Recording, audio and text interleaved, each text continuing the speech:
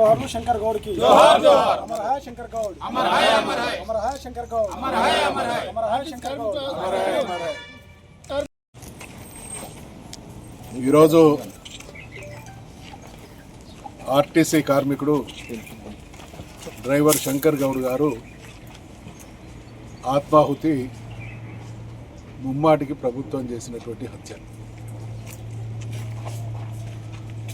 బలిదానం చేసినటువంటి శంకర్ గౌడ్ మృతదేహాన్ని సందర్శించాలి, ఆ కుటుంబాన్ని పరామర్శించాలనేటువంటి ఉద్దేశంతో బయలుదేరిన బీఆర్ఎస్ పార్టీ నాయకులందరినీ అనేక చోట్ల అరెస్ట్ చేసి పోలీస్ స్టేషన్లలో ఉంచడం జరిగింది.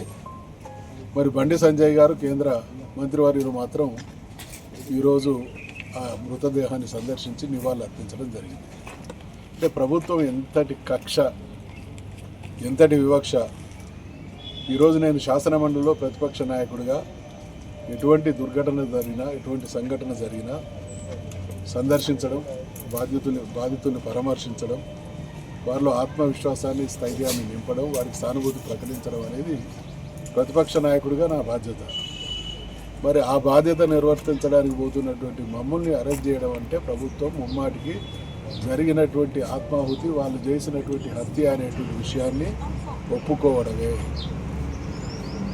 రేవంత్ రెడ్డి గారు ప్రభుత్వం అంటే రక్షించడం కాదు. ఇవాళ కేసీఆర్ గారి నాయకత్వంలో 10 సంవత్సరాలు కొనసాగిన బీఆర్ఎస్ ప్రభుత్వం ప్రజల్ని కడుపులో పెట్టి రక్షించుకున్నది. ఈరోజు మీ దుర్మార్గం వల్ల, మీ దాష్టీకం వల్ల, మీ అధికార దాహం వల్ల, మీ అవగాహన రాహిత్యం వల్ల, మీ అసమర్థ పాలన వల్ల, మీ అరాచకం వల్ల తెలంగాణ సమాజంలోని ప్రతి వర్గం గగ్గోలు పెడుతున్నటువంటి దుస్థితి కొనసాగుతా ఉంది. శంకర్ గౌడ్ గారి ఆత్మాహుతికి నేపథ్యం ఏంటి? కాంగ్రెస్ పార్టీని గెలిపించండి, ఆర్టీసీ కార్మికులారా, ఉద్యోగులారా సహకరించండి, మీ సంస్థను ప్రభుత్వంలో విలీనం చేస్తాం, ప్రభుత్వ ఉద్యోగులకు ఇచ్చేటువంటి అన్ని సౌకర్యాలు మీకు కల్పిస్తాం, మీ జీవితాల్లో వెలుగు, బ్రహ్మాండమైనటువంటి భవిష్యత్తు ఇస్తాం అనేటువంటి హామీలు ఇచ్చి ఇవాళ మోసం చేస్తున్నటువంటి క్రమంలో ఈ మోసానికి పరాకాష్ట ఏంటంటే ఫ్రీ బస్సు. ఏమంటున్నది ఈ ప్రభుత్వం? 6 గ్యారంటీల అమల్లో మొదటిది ఫ్రీ బస్సు బ్రహ్మాండంగా అమలు చేస్తున్నాం అనేటువంటి ప్రగల్భాలు పలుకుతున్నటువంటి ప్రభుత్వం ఇప్పటికీ ఫ్రీ బస్సు పేరిట ప్రభుత్వం ఆర్టీసీకి చెల్లించాల్సినటువంటి 3,000 కోట్ల రూపాయలు కూడా చెల్లించలేదు. పేరుకి ఫ్రీ బస్సు, ఆ ఫ్రీ బస్సుకు కారణమైనటువంటి ఆర్టీసీకి మాత్రం 3,000 కోట్ల రూపాయల బకాయి. ఎందరినీ ఎన్ని రకాలుగా వాడుకొని ఎన్ని అబద్ధాలతో పబ్బం గడిపేటువంటి ప్రయత్నం చేస్తున్నారు మీరు. అందుకనే ఖచ్చితంగా మేము ఈరోజు డిమాండ్ చేస్తూ ఉన్నాం, తక్షణమే మీరు ఎన్నికల హామీలో ఏవైతే ఇవ్వడం జరిగిందో వాటిని అమలు చేయండి. లేని పక్షంలో ఒక ఆర్టీసీ కార్మికులే కాదు, అన్ని వర్గాల ప్రజలు కూడా మీకు ఆందోళన పందాన్ని ఎంచుకునేటువంటి అనివార్య పరిస్థితిని మీ అసమర్థ పాలకం వ్యవహారాలు నడిపిస్తూ ఉన్నాయి. ఈరోజు ఆర్టీసీ కార్మికులతో జరుగుతున్నటువంటి చర్చలు ఫలప్రదం కావాలి అని అంటే గొంతెమ్మ కోరికలు కాదు, ఏ హామీలు అయితే మీరు ఇచ్చి అధికారంలోకి రావడం జరిగిందో ఆ హామీలను నెరవేర్చడమే ఈరోజు ఎదుర్కొంటున్నటువంటి సమస్యకు ఏకైక పరిష్కార మార్గం. అందుకనే ఆ హామీలన్నింటినీ కూడా అమలు చేయాల్సిందిగా డిమాండ్ చేస్తూ ఉన్నాం.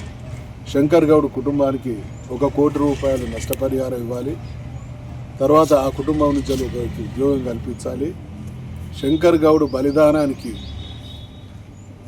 ఆ పవిత్రమైనటువంటి చావుకు ముగింపు మీరు ఆయన ఆత్మాహుతికి కారణమైనటువంటి సమస్యల్ని పరిష్కరించడమైనటువంటి విషయాన్ని గుర్తు చేస్తూ ఉన్నాం, హెచ్చరిస్తూ ఉన్నాం.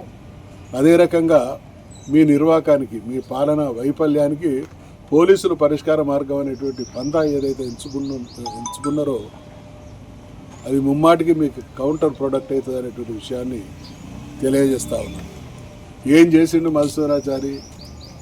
వరంగల్ జిల్లా వాస్తవ్యుడిగా, మండలిలో ప్రతిపక్ష నాయకుడిగా ఆత్మాహుతి పాలైనటువంటి ఒక సోదరుని కుటుంబాన్ని పరామర్శించడానికి, ఆ కుటుంబానికి సానుభూతి తెలపడానికి పోవడమే మేము చేసినటువంటి నేరమా? అంటే ఎంత భయానకమైనటువంటి, ఎంత ఆత్మవిశ్వాసం లేని, ఎంత అభద్రతతో ఈ ప్రభుత్వం నడుస్తున్నది అనడానికి నిదర్శనం. 2.5 సంవత్సరాల కాలంలోనే బహుశా దేశంలో అనేక ప్రభుత్వాలు వస్తాయి పోతాయి, కానీ ఒక పార్టీ అధికారంలోకి వచ్చిన తర్వాత 6 నెలల నుండి 2 సంవత్సరాల కాలంలో నరకాన్ని అనుభవిస్తున్నటువంటి ప్రజలు ఎక్కడన్నా ఈ భూమి మీద ఉన్నారు అని అంటే అది తెలంగాణ ప్రజలు రేవంత్ రెడ్డి పాలనా నిర్వాహకం వల్ల.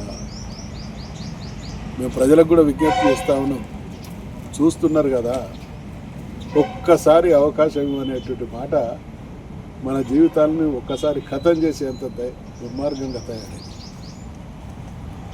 ఈరోజు ఆర్టీసీ కార్మికుల విషయంలో జరిగినటువంటి అన్యాయం రేపటి రోజు మనందరి జీవితాల్లో కూడా పునరావృతమయ్యేటువంటి ప్రమాదం ఉంది. కాబట్టి ఈ కల్లబొల్లి మాటల కాంగ్రెస్ నాయకుల్ని ఖచ్చితంగా ఎక్కడికక్కడికి నిలదీయాలి, బాధ్యుల్ని దోషులుగా నిలబెట్టాలి.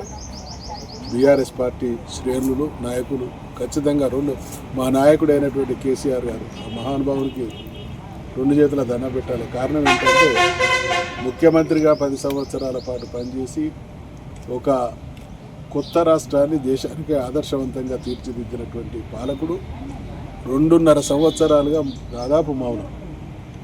చూద్దాం, హామీలు ఇచ్చిండు, అధికారంలోకి వచ్చిండు, మాకన్నా గొప్ప ప్రభుత్వాన్ని వీళ్ళు అందిస్తామనేటువంటి మాట చెప్తుంది. కాబట్టి ఆ గొప్ప ప్రభుత్వం ఏదో చూడాలి, ప్రజలు నిజంగా సంతోషపడితే దాంట్లో సంతోషపడే తెలంగాణ సాధకుడుగా మొదటి వ్యక్తి నేనే అనేటువంటి విశ్వాసంతో నమ్మకంతో ఆయన 2 సంవత్సరాలు 2.5 సంవత్సరాల పాటు దాదాపు ప్రభుత్వాన్ని కించిత్తు మాట అనుకున్నాను.